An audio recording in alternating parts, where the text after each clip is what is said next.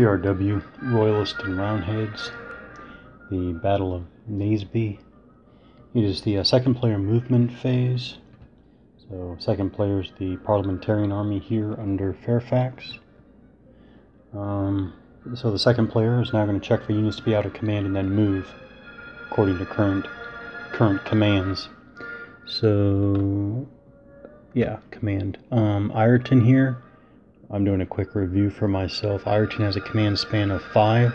He can trace through his own hexes occupied by his own units or by friendly units. So his command stretches from Fleetwood B here all the way over here to Butler. So his command is good. No units are out of command. Now we've got skip on here with the routed units right there. He has a command span of 6. Tracing command has nothing to do with the leader skip on being with the routed units. Leaders don't route.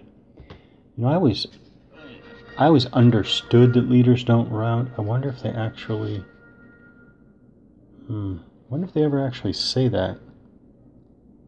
But I don't think leaders route. Now,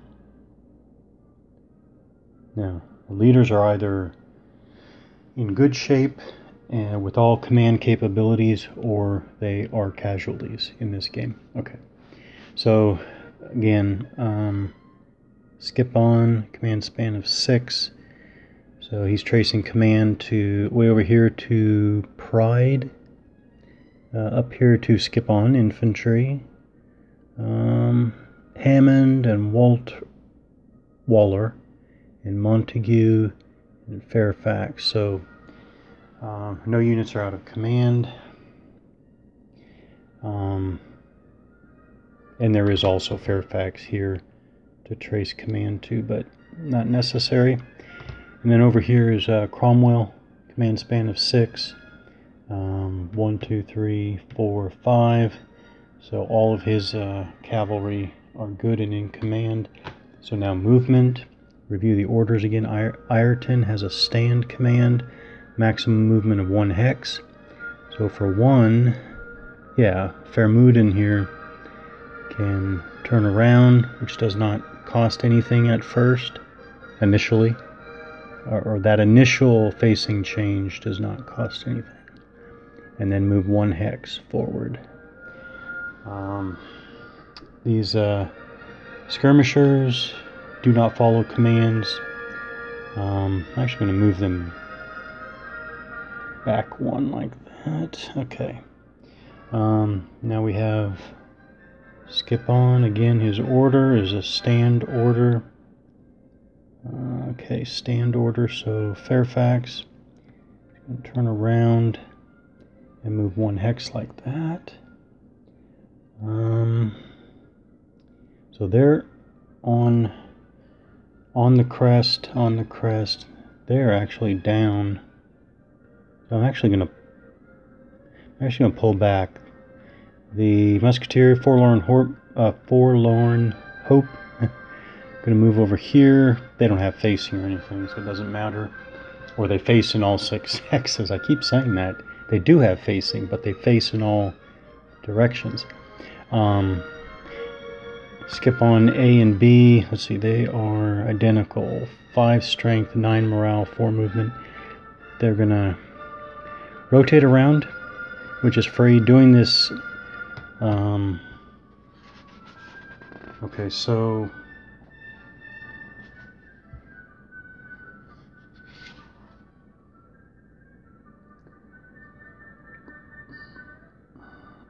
Oh, well, that's leaving a Zoc. A combat unit that begins a movement phase in an enemy Zoc may move out of that Zoc if it has a retreat, stand, muster, or reserve command, and it is in command. Okay, so actually that's significant. I think that's the only thing. I don't think you pay any extra. There is no leaving fire or reaction fire or anything like that. So where was I? I guess I was here. So yeah, that is an enemy Zoc for sure. Again, what's important is the leader has a stand command and skip on is in command. So they're going to move up the crest there, turn around, total move of no more than 1 hex, which is the limit for a stand command.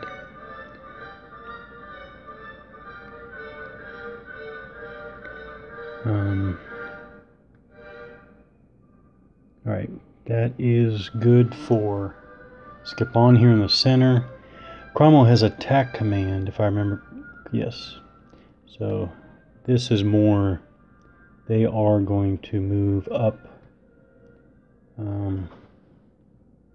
Again, at least half their movement allowance. So first 1, 2, 3, 4, 5. Actually 5 is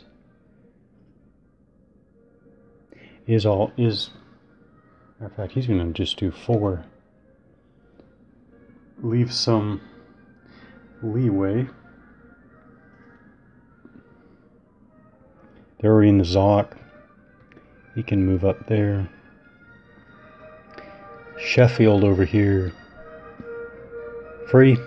1, 2, 3, 4, and 5 to come into the flank of the enemy there. Other Sheffield unit, 1, 2, 3, 4, 5. No extra cost to enter an enemy's Zoc, but movement does end immediately. That turn, I should say. So, is there any more movement that can be done? Well, I guess does Cromwell have to move? This is a genuine, I don't know if it's an ambiguity, but I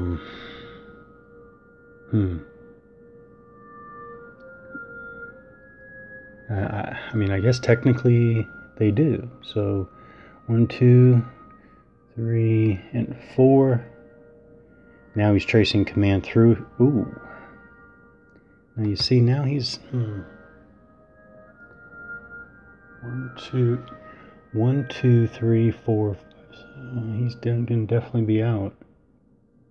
Well, I'm not going to change anything. That's a bit of an ambiguity of to what extent. I mean, well, okay, maybe it's not an ambiguity. Units with attack. Actually, I understand that. Actually, what it is maybe, maybe I leave. Oh, I know what. What am I thinking? What am I thinking? The leader. I hope I was here. I can't remember exactly. I'm assuming I was here. So he moves 1, 2, 3, 4. So he does fulfill his attack movement restriction or requirement. And then Cromwell, because if we move here, what am I doing? I need to remember that. Cromwell's not the one that has to fulfill that movement requirement. Of course, that does seem a little gamey. Yeah, that is a bit gamey. I mean, to add more detail. Actually, to add more detail, units stacked with the commander shouldn't have to do that stuff at all. Should not have to follow the. But anyways, going well beyond what's called for here. Okay, so next is the second player's combat phase. The first player is going to conduct defensive fire, so that's royalist fire, then parliamentarian, offensive fire, and then melee. So we definitely have defensive fire starting right here. York infantry is going to fire a Waller there. There are no modifiers. It's straight on. There's no flanking.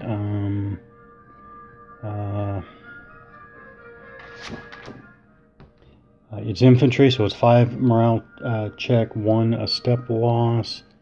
No terrain modifiers. Those are the big ones. Alright, so he rolls a 2. That doesn't That doesn't accomplish anything. So Page here is going to fire uphill to Montague there. So he has to subtract 1 for that terrain. For the terrain, which means that only a roll of 6. Rolls of 4, it's not enough. Only a roll of 6 minus 1 would be 5, which would cause a morale check. Now, of course, I have to remember that if York is going to melee, if York melees, York has to melee Waller. And if Page melees, Page must melee Montague. Over here, I think there's, is that Astley, Hopton's infantry there. They're firing uphill at Fairfax there. Oh, they roll a 6, minus 1 for firing uphill is a 5, which is a morale check on Fairfax there. Fairfax has a morale of 9. They pass with a 4. Now, okay. Lyle's infantry here. Step loss, okay. Okay, so they're firing. If they get a morale check, they roll a 3, which is nothing. If they had rolled a 5 for morale check, Fairfax would not do another morale check, but they could still get a 6, which would be a step loss, which again, I think I had already identified this before. Would you then do a morale check? No, I think it actually is meant to be a hard 1 morale check. Just a tiny bit gamey, but, or it's not gamey, but a tiny bit of design for effect there that's, yeah, I won't even comment. Offensive fire, got the Forlorn Hope here. Musketeers can fire up to 4 hexes, which is incredibly long range, but I won't comment on that. They're going to fire on Howard's cavalry right there. Alright, they roll a 1. That's nothing.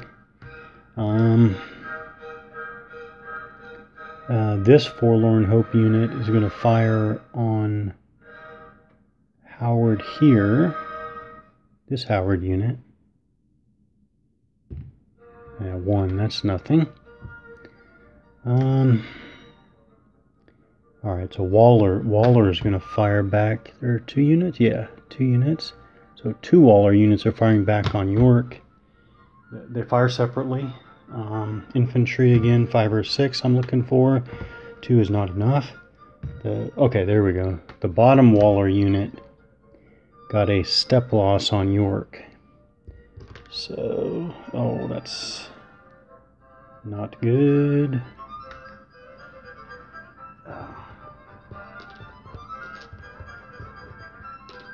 I'll have to figure out something for that, for my arm going across the screen there. But anyways, yeah, definitely a step loss. And I'll just go ahead and do the morale check now.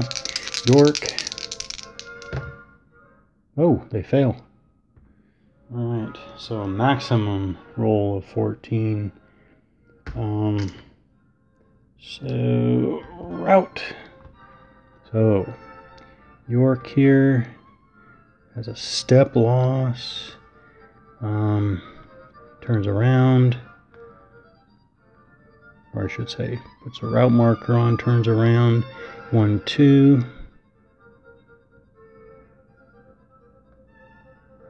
Alright.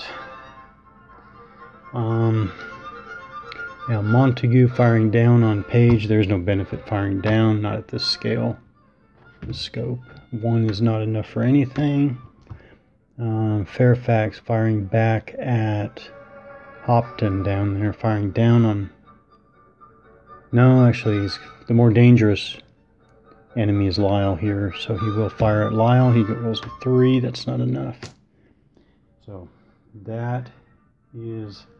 Actually, I have the firing over here between the skirmishers here. I think it's just a... I think it's just a 6 for a morale check. 5 is not enough for anything. 2 is not enough for anything, and 4 is not enough for anything.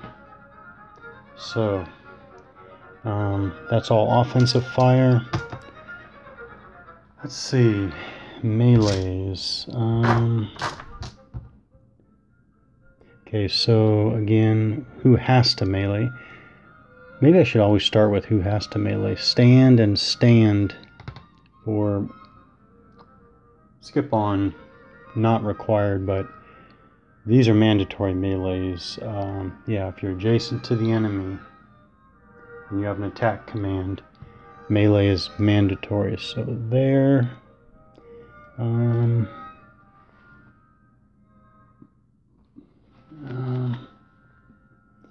Here.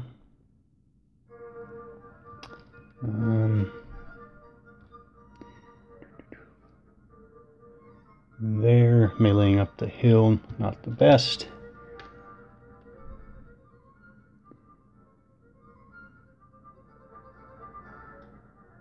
And there, not the best either. Okay, so do I want to melee?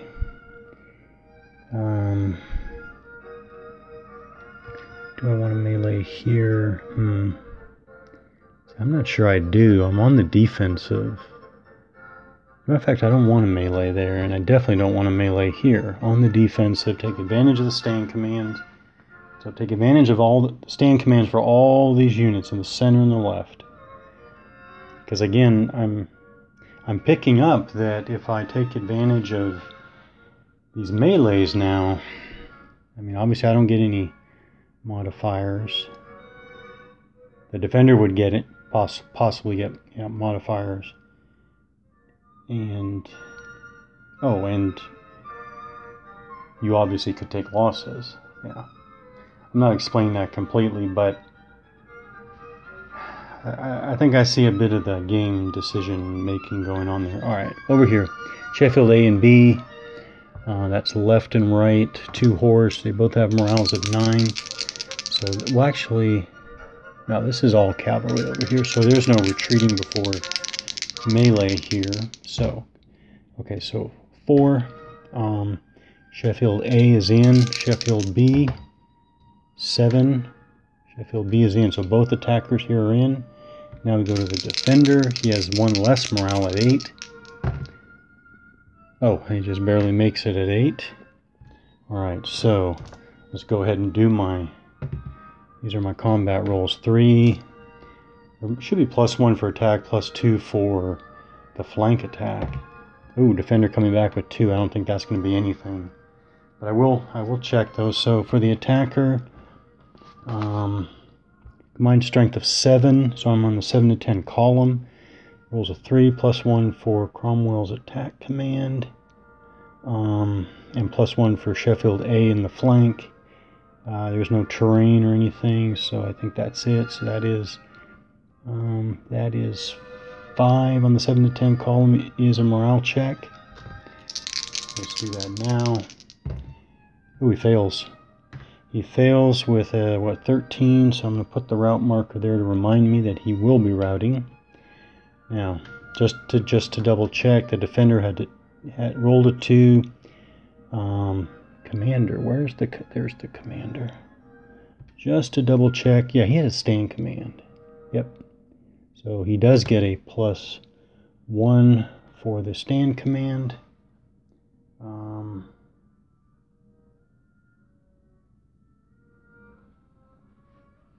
Yeah. Defending combat units with a stand command. Defending combat, yeah. Yeah, okay. But that's still not enough. That strength of 1, that's definitely not enough.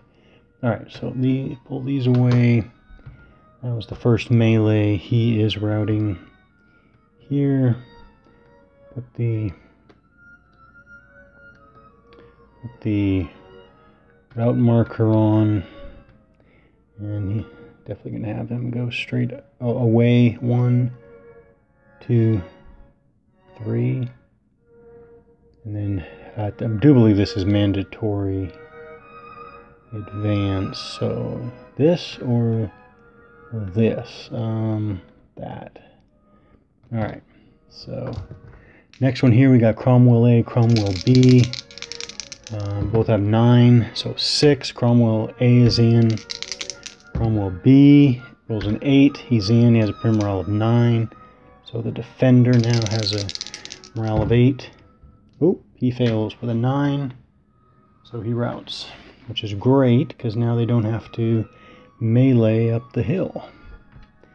That is great result. actually. Alright, so put a route marker on. Flip them around, 1, 2, 3. That. Alright, that was route, melee 2. Here we have Fines B and Rossiter A. Fines B rolls a 3. That's good because they have a pretty low morale of 7. Rossiter rolls a 10. Not in. Rossiter has a pretty morale of 9, but rolls 10. So it's only Fines. Boy, that was sloppy. The defender. Ooh, they roll a 10. -1 for being stacked with a leader. What is their printed morale? 8. They fail. Oh, with the leader Langdale. This is actually getting a lot of routed units, actually. 1, 2, 3. That's a lot of... Okay, so who failed? Rossiter failed, so... No. Now I can't remember which. Alright, I think Rossiter failed. If I got that wrong, well. Alright, so... Oh, and then we have the final one right here. Rossiter rolls an 8, so Rossiter B is in. Rossiter B. Defender has a morale of 8 and rolls a 10. Routes. That is not uncommon.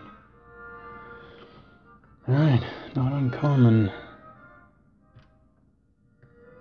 Alright.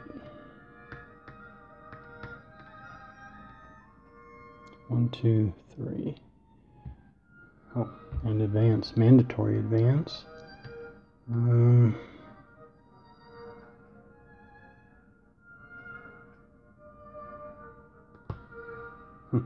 So the parliamentarians have actually pretty easily pushed the royalists back, pretty much gotten up on the rise there, up on the hill there, Dust Hill.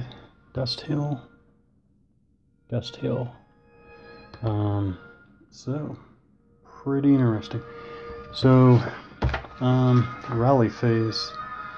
All right, rally phase real quick for the parliamentarians.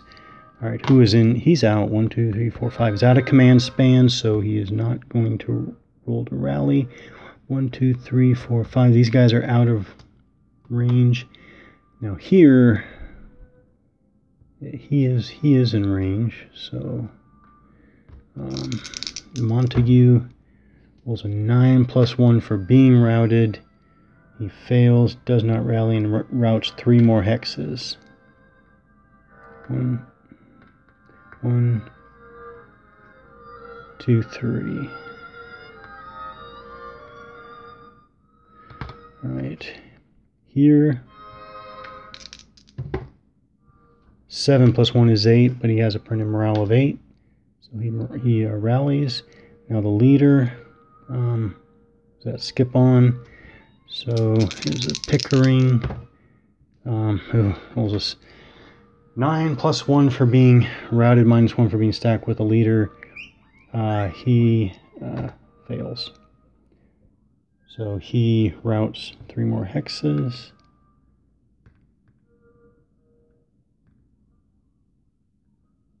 One, 2, 3.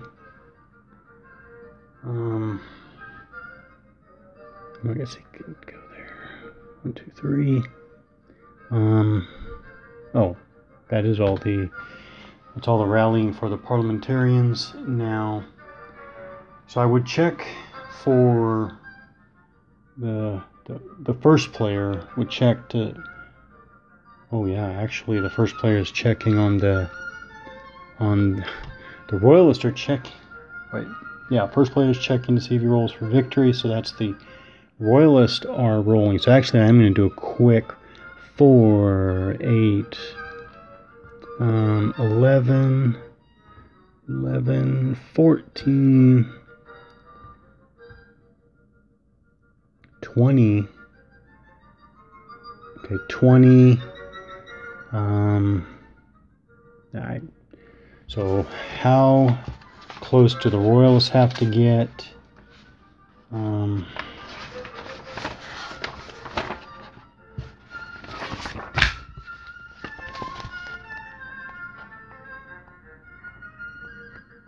It's too hot is what it is. Oh man. 35.